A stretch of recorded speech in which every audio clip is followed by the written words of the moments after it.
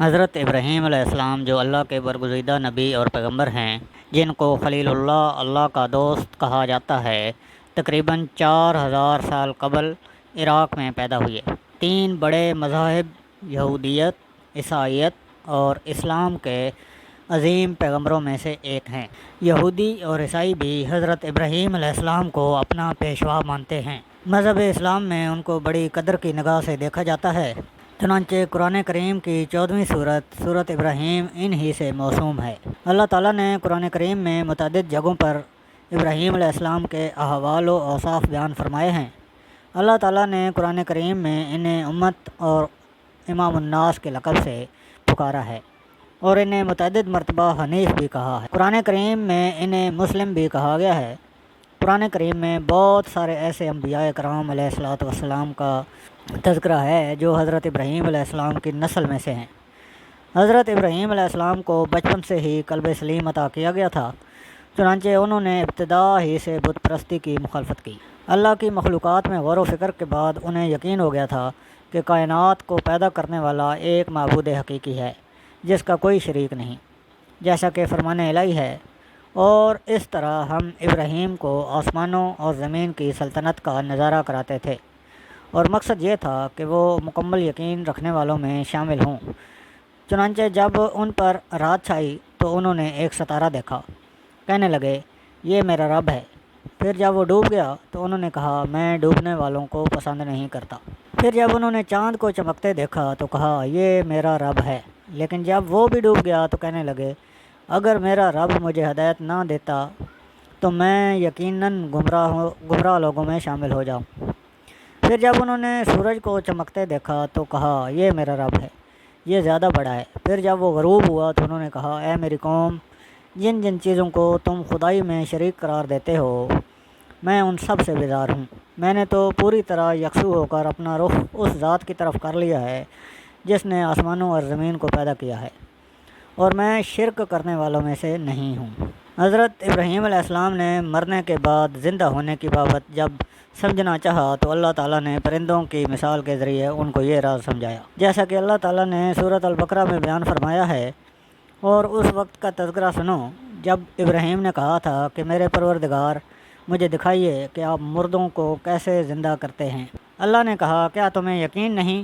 کہنے لگے یقین کیوں نہ ہوتا، مگر یہ خواہش اس لیے ہے تاکہ میرے دل کو اطمینان حاصل ہو جائے۔ اللہ نے کہا اچھا تو 4 پرندے لو اور انہیں اپنے سے مانوس کر لو، پھر ان کو ذبح کر کے ان کا ایک ایک حصہ ہر پہاڑی پر رکھ دو، پھر ان کو بلاؤ، وہ چاروں تمہارے پاس دوڑے چلے آئیں گے۔ سورۃ البقرہ۔ ان کا والد آزر مذہبی پیشوا تھا، بت بنا کر بیچا کرتا تھا۔ حضرت ابراہیم علیہ الصلوۃ والسلام نے زمانہ طفولیت سے ہی بتوں کی عبادت کی مخالفت کی۔ حضرت ابراہیم کی کھل کر بتوں کی مخالفت کے بعد ان کو قتل کرنے اور گھر سے نکالنے کی دھمکی دی گئی۔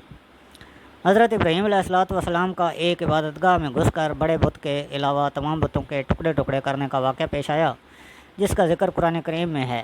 چنانچہ ابراہیم نے ان کے بڑے بت کے سوا سارے بتوں کو ٹکڑے ٹکڑے کر دیا تاکہ وہ لوگ ان کی طرف رجوع کریں۔ وہ کہنے لگے کہ ہمارے خداؤں کے ساتھ یہ حرکت کس نے کی ہے؟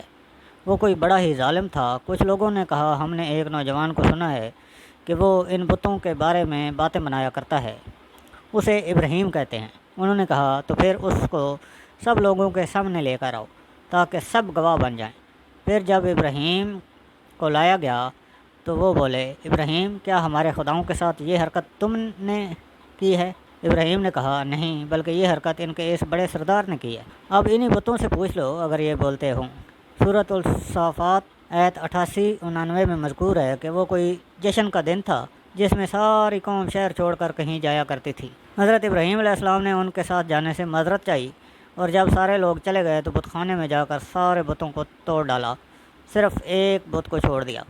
بعض روایات سے معلوم ہوتا ہے کہ اپنی کلہاڑی بھی اس کی گردن میں لٹکا کر چھوڑ دی۔ اس عمل سے ابراہیم علیہ السلام کا مقصد یہ تھا کہ وہ لوگ اپنی آنکھوں سے ان بتوں کی بے بسی کا منظر دیکھ سکیں اور یہ سوچیں کہ جو بت خود اپنا دفاع نہیں کر سکتے وہ دوسروں کی کیا مدد کریں گے۔ اور پھر نمرود بادشاہ کے ساتھ مناظرہ ہوا۔ مناظرہ میں ابراہیم علیہ السلام نے کہ منطقی جواب پر غور کرنے کے بجائے یہ شاہی فرمان جاری کیا گیا کہ اس کو جلا ڈالو اور اپنے معبودوں کی مدد کرو۔ حضرت ابراہیم علیہ السلام کو آتش نمرود میں ڈالے جانے کا واقعہ پیش آیا، مگر اللہ تعالیٰ کے حکم سے آگ حضرت ابراہیم علیہ السلام کے لیے ٹھنڈی ہونے کے ساتھ سلامتی اور آرام کی چیز بن گئی، جیسا کہ فرمان الہی ہے۔ وہ یعنی کافر ایک دوسرے سے کہنے لگے، آگ میں جلا ڈالو اس شخص کو اور اپنے خداؤں کی مدد کرو اگر تم میں کچھ کرنے کا دم خم ہے۔ چنانچہ انہوں نے ابراہیم علیہ السلام کو آگ میں ڈال دیا اور ہم نے کہا، اے آگ ٹھنڈی ہو جا اور ابراہیم کے لیے سلامتی بن جا۔ سورۃ الانبیاء۔ غرض کہ اللہ تعالیٰ کے حکم سے وہ آگ حضرت ابراہیم علیہ السلام کو کچھ بھی نقصان نہ پہنچا سکی۔ اس قوم کی بدنصیبی کی حد یہ تھی کہ اتنا بڑا معجزہ دیکھنے کے باوجود ایک آدمی بھی ایمان نہیں لایا۔ چنانچہ حضرت ابراہیم عراق کو چھوڑ کر ملک شام تشریف لے گئے، وہاں سے فلسطین چلے گئے اور وہیں مستقل قیام فرما کر اسی کو دعوت کا مرکز بنایا۔ ایک مرتبہ حضرت ابراہیم اپنی بیوی حضرت سارہ کے ہمراہ مصر تشریف لے گئے۔ وہاں کے بادشاہ نے حضرت ہاجرہ کو حضرت ابراہیم علیہ السلام کی اہلیہ حضرت سارہ کی خدمت کے لیے پیش کیا۔ اس وقت تک حضرت سارہ کی کوئی اولاد نہیں ہوئی تھی۔ مصر سے حضرت ابراہیم پھر فلسطین واپس تشریف لائے۔ حضرت سارہ نے خود حضرت ہاجرہ کا نکاح حضرت ابراہیم علیہ السلام کے ساتھ کروا دیا۔ بڑھاپے میں حضرت ہاجرہ کے بطن سے حضرت اسماعیل علیہ السلام پیدا ہوئے۔ کچھ عرصہ بعد حضرت سارہ کے بطن سے حضرت اسحاق علیہ السلام پیدا ہوئے۔ اللہ تعالیٰ کے حکم سے حضرت ابراہیم علیہ السلام نے اپنی بیوی حضرت ہاجرہ اور بیٹے حضرت اسماعیل علیہ السلام کو مکہ مکرمہ کے چٹیل میدان میں بیت اللہ کے قریب چھوڑ دیا، جیسا کہ فرمان الہی ہے۔ اے ہمارے پروردگار، میں نے اپنی کچھ اولاد کو آپ کی حرمت والے گھر کے پاس ایک ایسی وادی میں لا بسایا ہے جس میں کوئی کھیتی نہیں ہوتی۔ ہمارے پروردگار، یہ میں نے اس لیے کیا تاکہ یہ نماز قائم کریں، لہذا لوگوں کے دلوں میں ان کے لیے کشش پیدا کر دیجیے اور ان کو پھلوں کا رزق عطا فرمائیے تاکہ وہ شکر گزار بنیں۔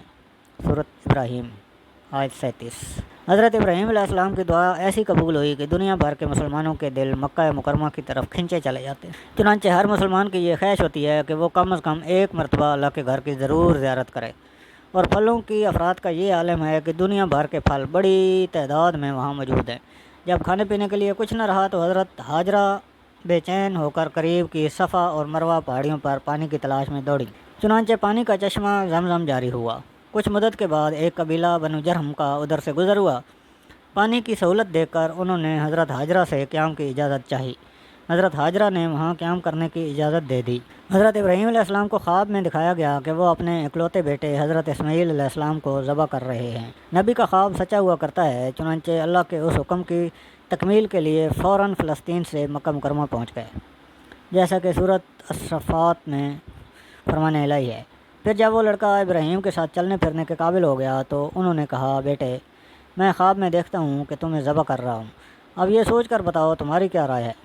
جب باپ نے بیٹے کو بتایا کہ اللہ تعالیٰ نے مجھے تمہیں ذبح کرنے کا حکم دیا ہے تو فرما بردار بیٹے اسماعیل علیہ السلام کا جواب تھا، ابا جان، جو کچھ آپ کو حکم دیا جا رہا ہے اسے کر ڈالیے، انشاءاللہ آپ مجھے صبر کرنے والوں میں پائیں گے۔ سورۃ الصفات۔ اور پھر اللہ تعالیٰ کی رضا کے لیے ابراہیم علیہ السلام نے تاریخ انسانی کا وہ عظیم شان کارنامہ انجام دیا جس کا مشاہدہ نہ اس سے پہلے کبھی زمین و آسمان نے کیا اور نہ اس کے بعد کریں گے۔ اپنے دل کے ٹکڑے کو منہ کے بل زمین پر لٹا دیا، چھری تیز کی، آنکھوں پر پٹی باندھی اور اس وقت تک پوری طاقت سے چھری اپنے بیٹے کے گلے پر چلاتے رہے جب تک اللہ تعالیٰ کی طرف سے یہ صدا نہ آ گئی، اے ابراہیم، تو نے خواب سچ کر دکھایا، ہم نیک لوگوں کو ایسا ہی بدلہ دیتے ہیں۔ الصافات 105۔ چنانچہ حضرت اسماعیل علیہ السلام کی جگہ جنت سے ایک مینڈا بھیج دیا گیا جسے ابراہیم علیہ السلام نے ذبح کر دیا۔ اس واقعے کے بعد سے اللہ تعالیٰ کی رضا کے لیے جانوروں کی قربانی کرنا خاص عبادت میں شمار ہو گیا۔ چنانچہ حضور اکرم صلی اللہ علیہ وسلم کی امت کے لیے بھی ہر سال قربانی نہ صرف شروع کی گئی بلکہ اس کو اسلامی شعار بنا دیا گیا، اور حضرت ابراہیم علیہ السلام کی اتباع میں حضور اکرم صلی اللہ علیہ وسلم کے طریقہ پر جانوروں کی قربانی کا یہ سلسلہ قیامت تک جاری رہے گا انشاءاللہ۔ اس عظیم امتحان میں کامیابی کے بعد اللہ تعالیٰ نے حضرت ابراہیم کو حکم دیا کہ دنیا میں میری عبادت کے لیے گھر تعمیر کرو۔ چنانچہ باپ بیٹے نے مل کر بیت اللہ شریف خانہ کعبہ کی تعمیر کی، جیسا کہ فرمان الہی ہے۔ اور اس وقت کا تصور کرو جب ابراہیم بیت اللہ کی بنیادیں اٹھا رہے تھے اور اسماعیل بھی ان کے ساتھ شریک تھے، اور دونوں یہ کہتے جاتے تھے، اے ہمارے پروردگار، ہم سے یہ خدمت قبول فرما لے۔ سورۃ البقرہ 127۔ بیت اللہ کی تعمیر سے فراغت کے بعد اللہ تعالیٰ نے حکم دیا کہ لوگوں میں حج کا اعلان کر دو۔